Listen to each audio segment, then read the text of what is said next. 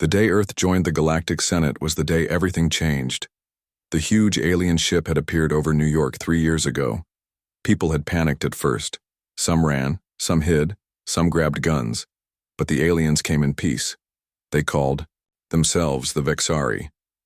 They had been watching Earth for decades and decided humans were ready to join the wider galaxy. John Miller never thought he would end up in space. He had spent his life in Montana, taking rich people on hunting trips through the mountains.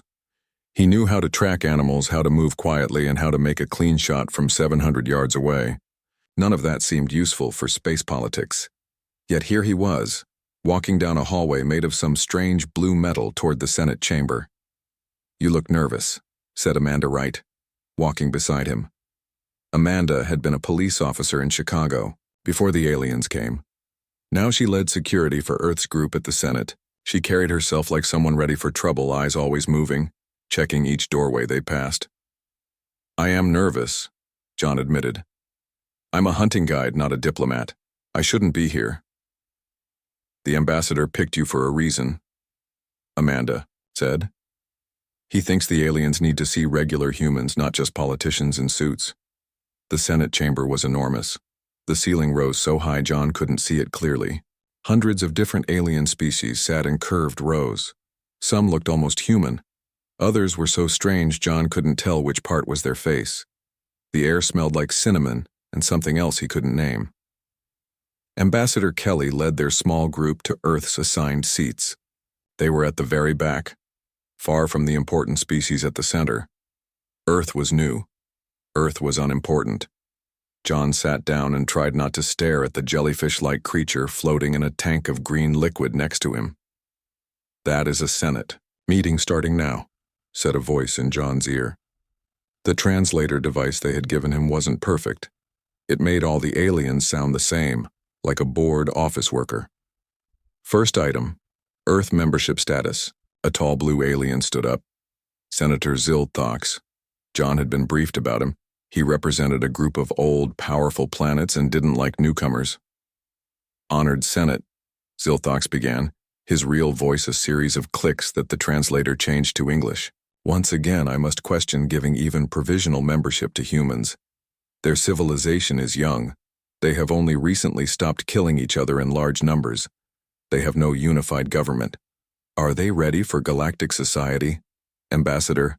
Kelly stood to respond, but before she could speak, an alarm sounded. Red lights flashed around the chamber. The jellyfish next to John changed colors rapidly. "Emergency report," announced the Senate leader, a tall insect-like creature. "The Krull have attacked 3 Vexari outposts in the Orion sector." The chamber erupted in noise. John leaned toward Amanda. "Who are the Krull?" "Another alien species," she whispered. "Very aggressive. They've been in a border dispute with the Vexari for years." The Senate leader called for order. "This is not a simple border incident. The Krull have deployed their elite fighting units. They have taken the Vexari mining station at Proxima Delta and 2 research facilities. Casualties are high." Images appeared in the air above the Senate floor. John saw what looked like security footage of tall, muscular aliens with gray skin and bony ridges on their heads. They moved with frightening speed, cutting through doors with energy weapons. The defenders, who John assumed were Vexari, fired back, but were quickly overwhelmed.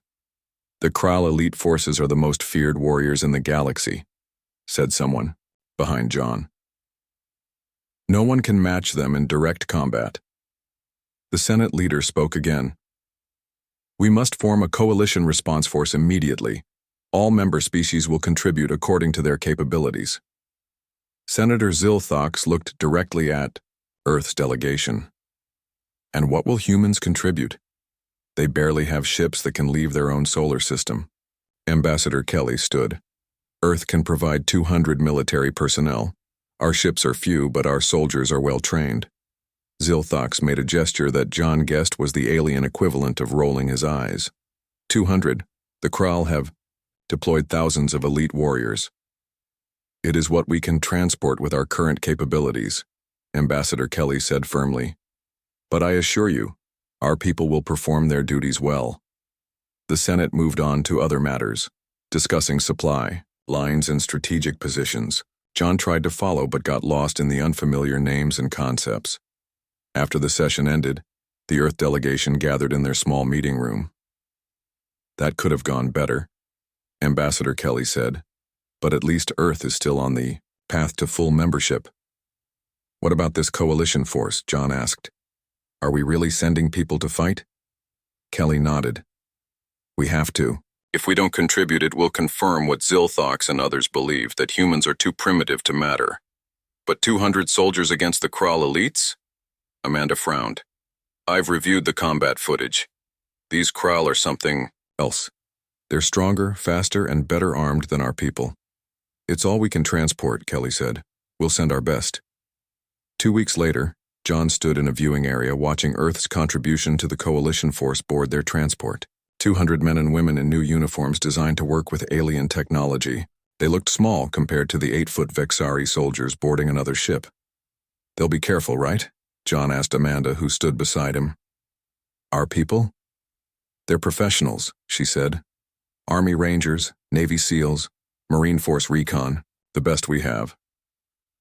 A month later, the news wasn't good. The coalition forces had engaged the Kral at several locations. Each time they were pushed back. The Kral elite warriors were living up to their reputation, and Earth soldiers, while fighting bravely, were taking heavy losses. 43 dead already, nearly 60 wounded. In an emergency Senate session, Senator Zilthox was angry.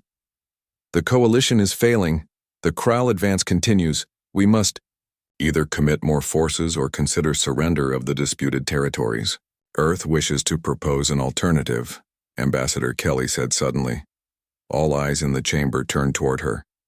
"Earth would like to contribute additional personnel to the conflict." "More soldiers?" asked the Senate leader. "How many?" "Not soldiers," Kelly said. "Civilians." The chamber went silent, then erupted in laughter. Even the translator couldn't hide the mocking tone. "Civilians?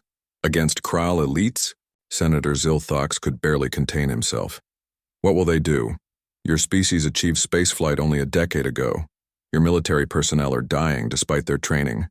And you propose to send untrained civilians?" "Not untrained," John found himself speaking before he realized he had stood up. "Different training." Zilthox turned his 4 eyes toward John. "Explain, human." John swallowed hard. He hadn't planned to speak, but now all those alien eyes were on him. "On Earth," he said slowly, "many of our civilians have skills your people might not understand. We have millions who hunt, who track, who shoot for sport or survival. People who know how to fight without being soldiers." "Absurd," Zilthox said. "The Kral elites train from birth. They are bred for combat." "Let us try," Ambassador Kelly said.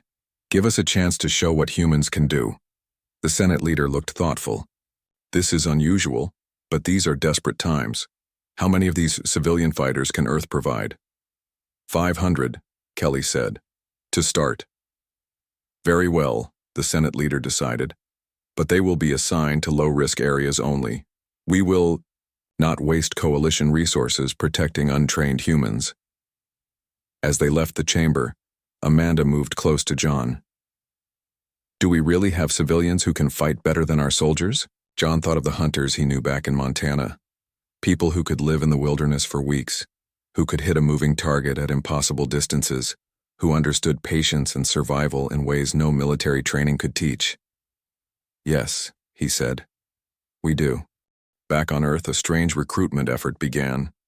The government sent out calls for hunters, outdoor guides, competitive shooters, and others with what they called practical combat-adjacent skills. Many people thought it was a joke at first. Why would space aliens want deer hunters and target shooters? John Miller sat in a cold room at a military base in Colorado, watching videos of people who had answered the call. A man in his 60s hitting 5 targets in under 3 seconds. A woman tracking through dense forest, finding signs most people would miss. A farmer who could shoot coyotes from over 1,000 yards away. "These are the kind of people we need," John told Amanda, who looked less convinced.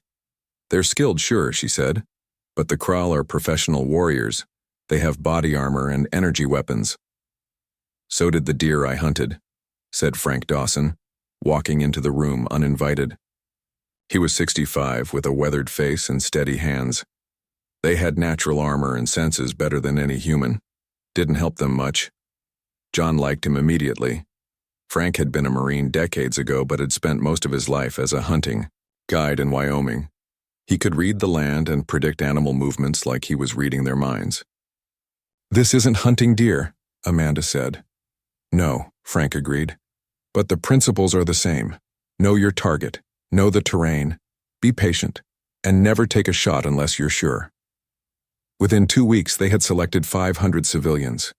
Some were former military, but most were not. They were hunters, park rangers, competition shooters, search and rescue volunteers, people who knew how to move, shoot, and survive. Their training focused on alien environments and Kral tactics.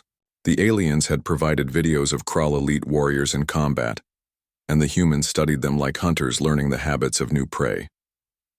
When the Earth civilians arrived at the Coalition base on a moon called Vex 7, the alien soldiers stared. The humans didn't look impressive. They wore practical clothes, not sleek uniforms. They carried modified Earth weapons, not the energy rifles the Coalition forces used. Some were young and fit, but others were middle-aged or older.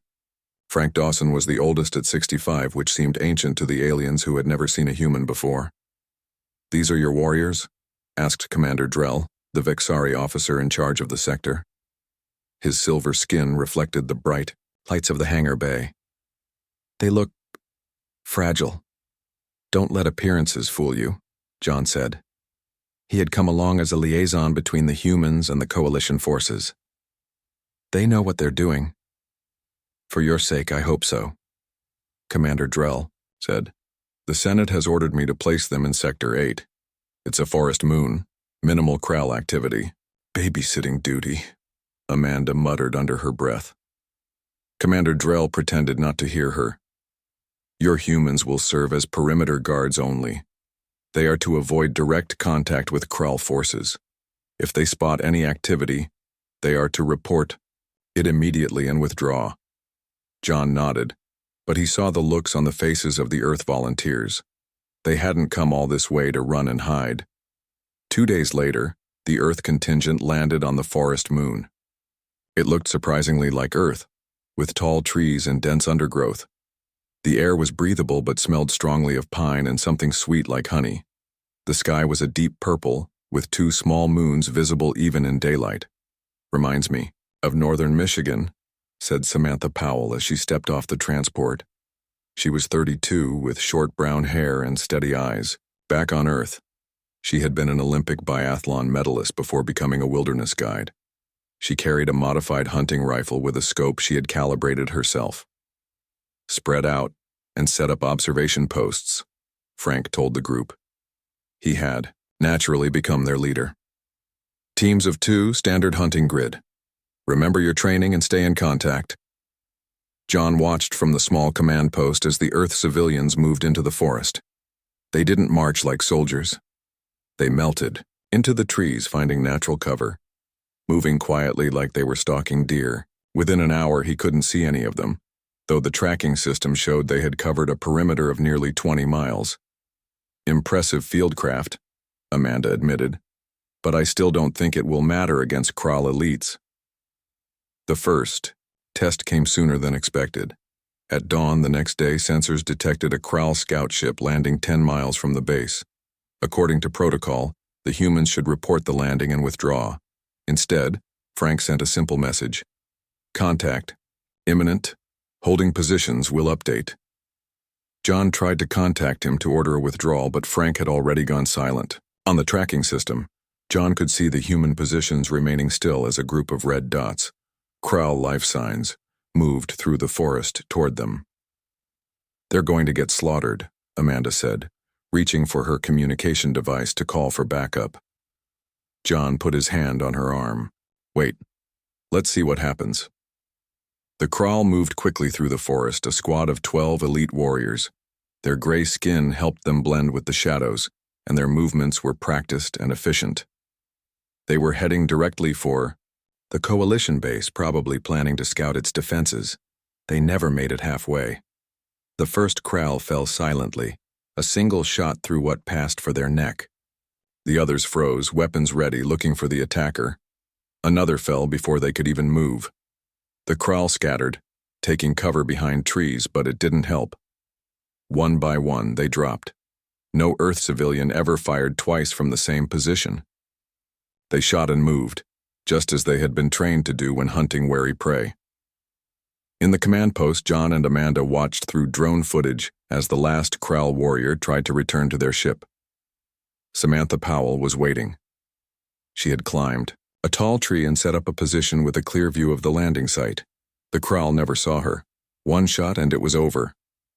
12 Kral elites, Amanda said, her voice barely a whisper. Taken down by 12 shots, no misses. That's how hunting works, John said. You don't get second chances with a wounded bear. Commander Drell arrived at the base an hour later. His silver face, showing what John had learned, was the Vexari expression of shock. Your civilians killed an entire squad of Kral elites? He asked. How is this possible? They're good at what they do, John said simply. The Senate must be informed, Drell said. This changes our tactical approach. 3 days later, another Kral force landed, much larger this time. 50 warriors, heavily armed, moving in tight formation. They had learned caution after losing the scouting party. It didn't matter. The humans had set traps, simple but effective snares and tripwires that separated the Kral. They had studied the forest, found choke points and ambush locations. When it was over, 47 Kral were dead. The humans lost only 2 people. Word spread quickly through the coalition forces. The primitive humans, the newcomers everyone had dismissed, had done what no other species could do. They had outfought the Kral elites. In an emergency session of the Senate, Commander Drell presented his report. The human civilians have killed 61 Kral elite warriors in 1 week. Our best forces have never achieved such results. Senator Zilthox could not hide his disbelief. This is impossible. These are untrained civilians from a primitive world. Show them, John said to Commander Drell. The commander nodded and displayed the combat footage. The Senate chamber fell silent as they watched humans moving like ghosts through the forest, taking impossible shots, setting ingenious traps, working together without speaking. How? Senator Zilthox finally asked, turning to John. How can your civilians outfight elite warriors bred for combat? John thought for a moment. On Earth, we have a saying, necessity is the mother of invention. Humans haven't had the advantages of your technology. We've had to survive using our wits and skills. Every human up there knows something your warriors don't. And what is that? Asked the Senate leader. What it's like to be the underdog, John said.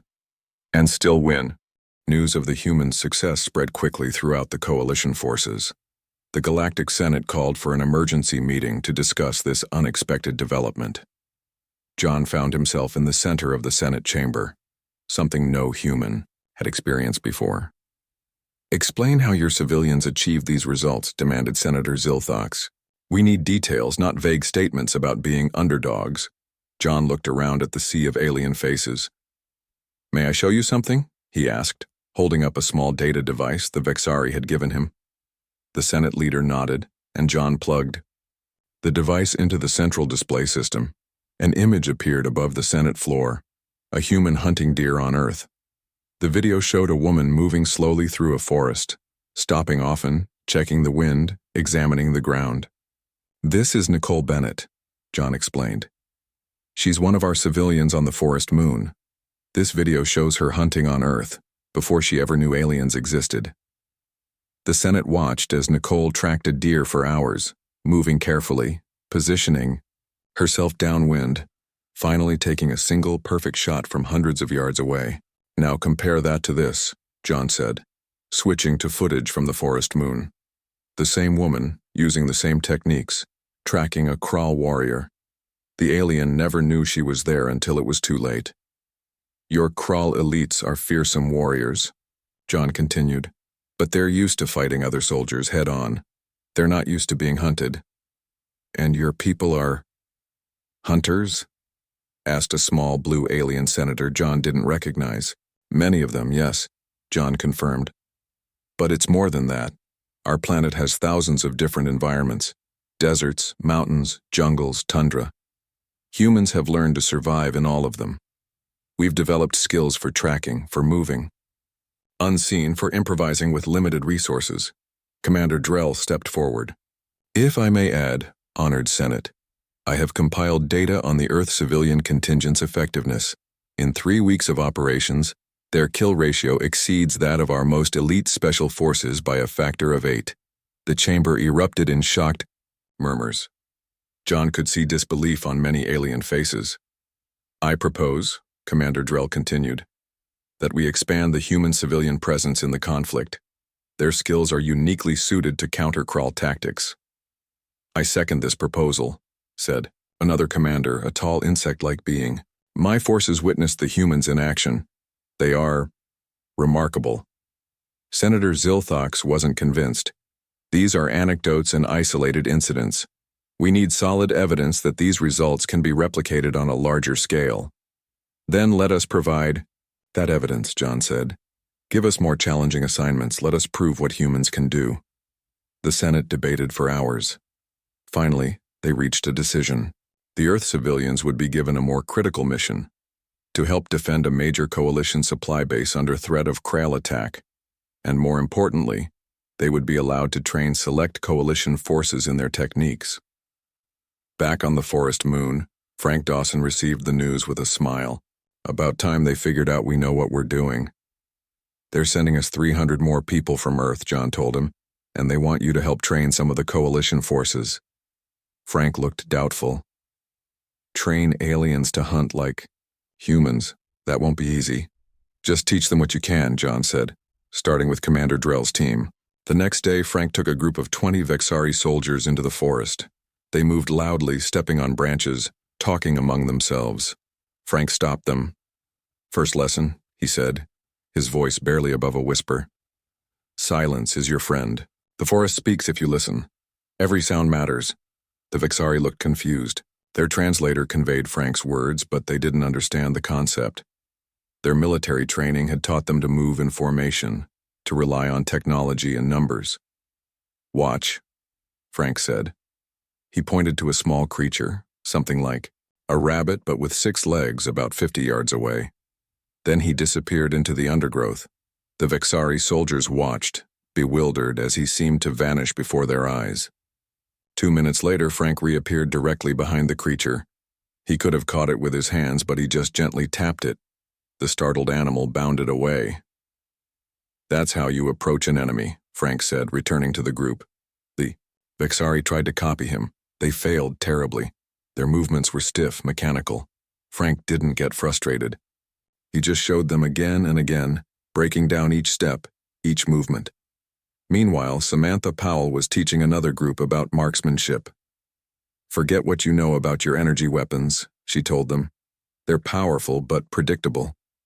Learn to adapt to conditions. Wind, gravity, distance, they all affect your shot. Carlos Mendez, who had been a SWAT officer in Houston, taught urban combat techniques. Nicole Bennett showed how to read tracks and signs. Each human shared their own specialized knowledge. Progress was slow. The aliens had to unlearn centuries of military doctrine, but they were intelligent and motivated. Day by day, they improved. John watched from a distance, amazed at how well the humans adapted to teaching aliens. They simplified concepts, demonstrated repeatedly, and found ways to communicate across species barriers. Amanda stood beside him, equally impressed. I didn't think it would work, she admitted. But they're actually getting it. Humans are good teachers, John said. We've been passing on survival skills for thousands of years. A week later, the expanded Earth contingent arrived. Among them was Bill Larson, a 50-year-old former firefighter and backcountry guide from Oregon. He approached John as soon as he stepped off the transport. This is some operation you've got here, Bill said, looking around at the mixture of humans and aliens training together. Never thought I'd be teaching space aliens how to set snares. Believe it or not, we're just getting started, John replied. The Senate is watching us closely. If we succeed here, they might deploy human civilians throughout the conflict zone. Bill nodded thoughtfully. I talked to some of the military folks back home. They're not too happy about us civilians getting all the glory. They've done their part, John said. But this is different. The Krall have never encountered anything like us before. The test of their training came sooner than expected. 3 days later, a massive Krall force attacked the Coalition supply base. 500 elite warriors backed by heavy weapons and air support. Commander Drell led the defense, with a mixed force of Vexari soldiers and human civilians. The battle raged for hours. The Krall expected the usual Coalition tactics: defensive positions, energy weapons, predictable movements. Instead, they faced something new. The Vexari soldiers, freshly trained by humans, didn't behave as expected. They used the terrain, set ambushes, fired from unexpected angles, and constantly changed positions. And the humans themselves seemed to be everywhere and nowhere. They appeared just long enough to take a perfect shot, then vanished again. They set traps along likely approach routes. They focused on Krall commanders and specialists, disrupting their command structure. By nightfall, the Krall attack had collapsed. They retreated, leaving behind over 300 dead. The Coalition forces lost just 27 defenders, only 3 of them human. In the aftermath, Commander Drell found Frank Dawson sitting quietly on a fallen tree, cleaning his rifle. "How?" the Vexari commander asked simply. "How did you know they would attack from the north ridgeline? Our intelligence suggested they would come from the east." Frank didn't look up from his task. "I didn't read any intelligence reports. I just asked myself where I would approach from if I was hunting this area. The North Ridge has better cover, more escape routes, and the sun at your back in the morning. It's what I would have chosen." Commander Drell was silent for a long moment. "We have much more to learn from you humans." "And we, from you," Frank said, finally looking up. "But there's one thing you should understand about us. We're not just good at killing. We're good at surviving. And there's a difference." The victory at the supply base changed everything. Reports flooded into the Galactic Senate. Data analysts compiled statistics on kill counts, success rates, and combat effectiveness. The numbers told a story that no one could ignore. John stood before the full Senate again, this time with Amanda and Frank beside him. On the main display floated images and numbers that shocked the assembled aliens. "As you can see," said the Senate's chief military advisor, a veteran from a species called the Trelgar, "the human civilians have achieved unprecedented results. Their average kill count exceeds our elite special forces by a factor of 10. Their casualty rate is 1/5 of our best units. And most remarkably, they have achieved these results with relatively primitive weapons and minimal support." Senator Zilthox had been unusually quiet. Now he rose from his seat. "I wish to see the individual performance records," he said. "Show us the best of the humans." The display changed. Frank Dawson's face appeared, along with his statistics. 37 confirmed Krall kills in 4 weeks. No wounds or injuries. The Senate murmured in disbelief. "This human is 65 years old by Earth standards," Senator Zilthox noted. "Almost at the end of his natural lifespan, yet he has outperformed warriors in their prime from every species in the Coalition." The display changed again. Samantha Powell, 29 kills, all headshots at extreme range. Nicole Bennett, 25 kills plus 15 traps that disabled or killed Krall warriors. Bill Larson, 22 kills, mostly using improvised explosives and ambush tactics. "And these are civilians?" asked the Senate leader. "Not military specialists?" John nodded. "Frank was in the Marines 40 years ago, but has been a hunting guide ever since. Samantha competed in shooting sports. Nicole is a professional hunter. Bill was a firefighter and wilderness guide. None have served in our military recently." "How is this possible?" the Senate leader asked. "The Krall train from birth. Their elite warriors undergo genetic enhancement. They have centuries of military tradition." Frank Dawson stepped forward. John was surprised. Frank had never wanted to speak in front of the Senate. "May I?" Frank asked. When the Senate leader nodded, Frank continued. "You all think of combat as a military thing. something soldiers do. On Earth, for most of our history, every human was a hunter, a fighter, a survivor. It's in our bones. He gestured to the statistics floating above them. Those numbers don't tell the whole story. Every human up there brings something unique. I grew up tracking elk through mountains. Samantha trained to shoot while exhausted, heart pounding, lungs burning. Nicole learned to read the land, to know what an animal will do before it does. We didn't learn these things in military school. We learned them because on Earth, these skills matter. The Senate chamber was completely silent. Even Senator Zil Thox seemed lost in thought. What Frank is saying, John added, is that Earth's history shaped us differently. We didn't have advanced technology or peaceful coexistence. We had to adapt, improvise, and overcome. Those traits don't just disappear because we discovered space travel. The Senate leader spoke after a long pause. We must study this phenomenon further. I propose a complete analysis of human combat capabilities for the benefit of the entire coalition.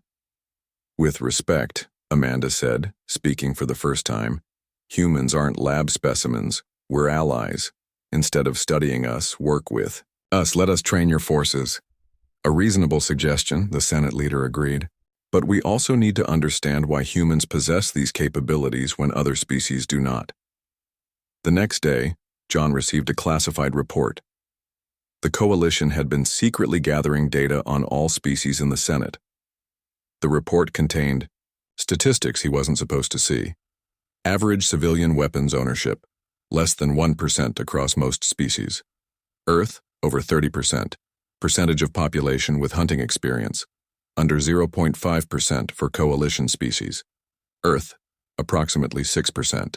Percentage of population with combat-adjacent skills, marksmanship, tracking, wilderness survival, under 0.1% for coalition species.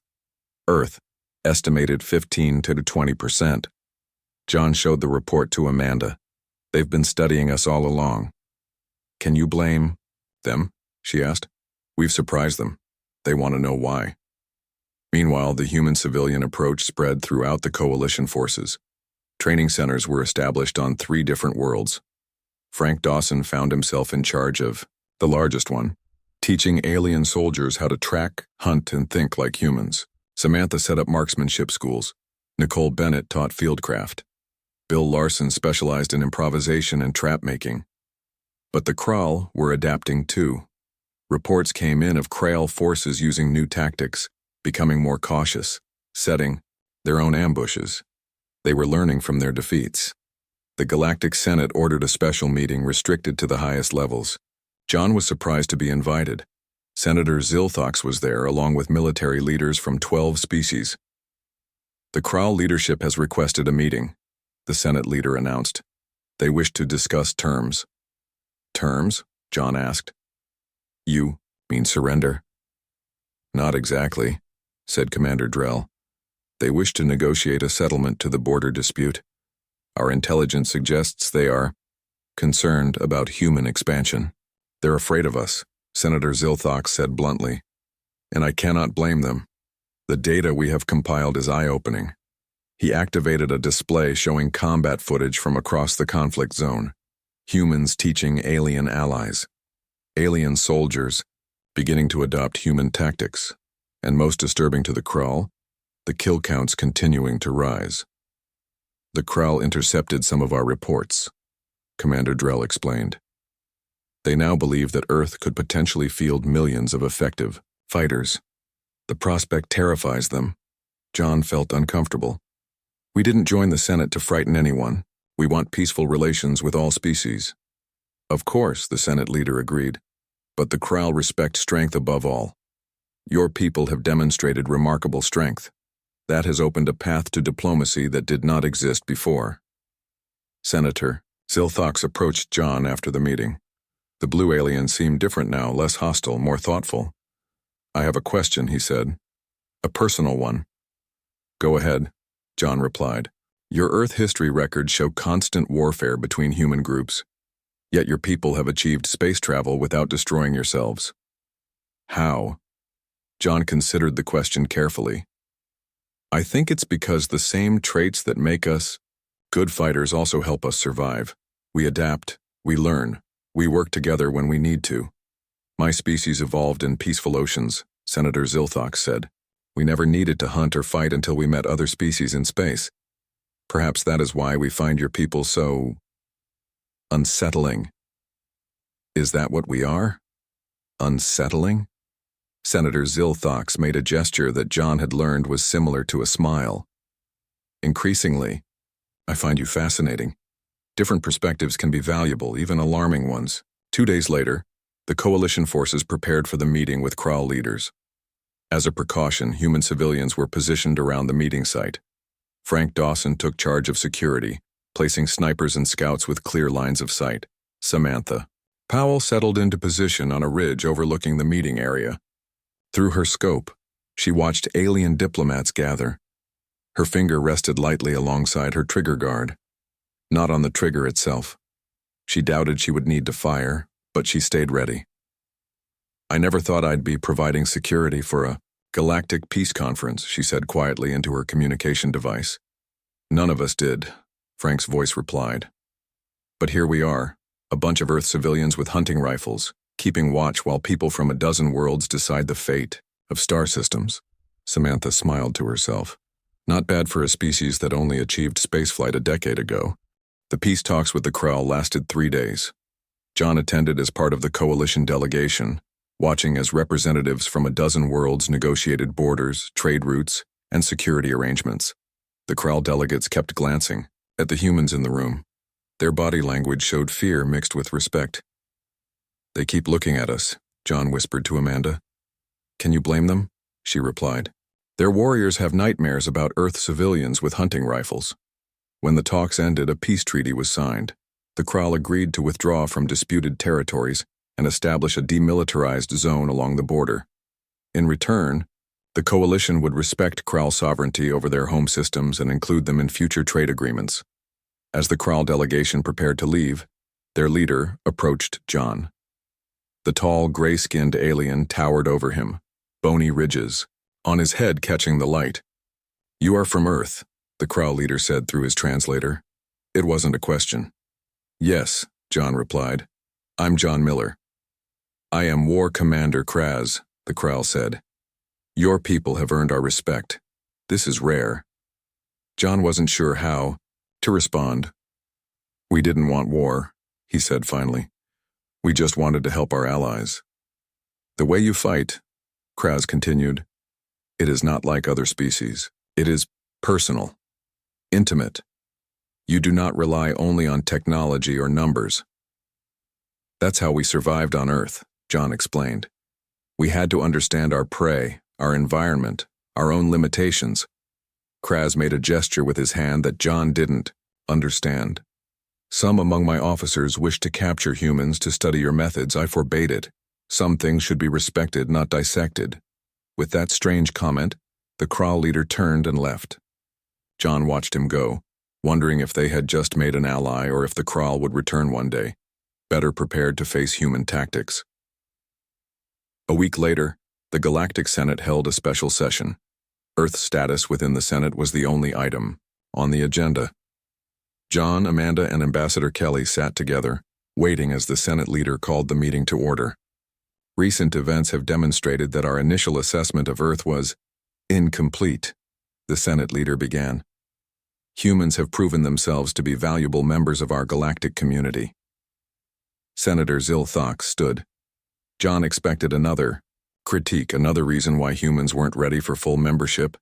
Instead, the blue alien surprised him. I move that Earth be granted full membership status within the Galactic Senate, Zilthox announced. Their contributions to our collective security cannot be denied. Murmurs spread through the chamber. This was unexpected, especially coming from Zilthox, who had been Earth's strongest critic. I second the motion, said another senator, a tall, insect-like being. The humans have earned their place among us. The vote was overwhelmingly in favor. Earth, after just 3 years of contact with alien life, became a full member of the Galactic Senate. Ambassador Kelly accepted the formal credentials, her hands shaking slightly with emotion. After the ceremony, Senator Zilthox approached them. There is something else you should know, he said quietly. The Senate Military Council has completed its analysis of human combat capabilities. He handed John a small data device. The findings are significant. Many species fear what humans might become if you apply your natural combat aptitude to advanced galactic technology. We're not conquerors, John protested. We just want to be part of the community. I believe you, Zilthok said. But fear is not always rational. Some senators have already proposed restrictions on human access to certain technologies. Ambassador Kelly looked alarmed. That would violate the Senate's equal treatment provisions. Indeed, Zilthox agreed, which is why I opposed these measures, but you should be aware of the concerns. Later that evening, John sat alone in Earth's embassy, reviewing the data Zilthox had given him. The statistics were remarkable. In simulated conflicts, forces using human tactics outperformed traditional military units in 97% of scenarios. The report concluded that a fully mobilized Earth, equipped with galactic technology, could potentially become the dominant military force in the known galaxy within one standard decade. Amanda found him there, still reading. Bad news? She asked. Complicated news, John replied. The Senate is both impressed by us and afraid of us. So what do we do? John thought for a moment. We need to show them we're more than just good fighters. We need to share other human qualities, our art, our music, our capacity for compassion. 3 months later, Earth hosted its first galactic cultural exchange.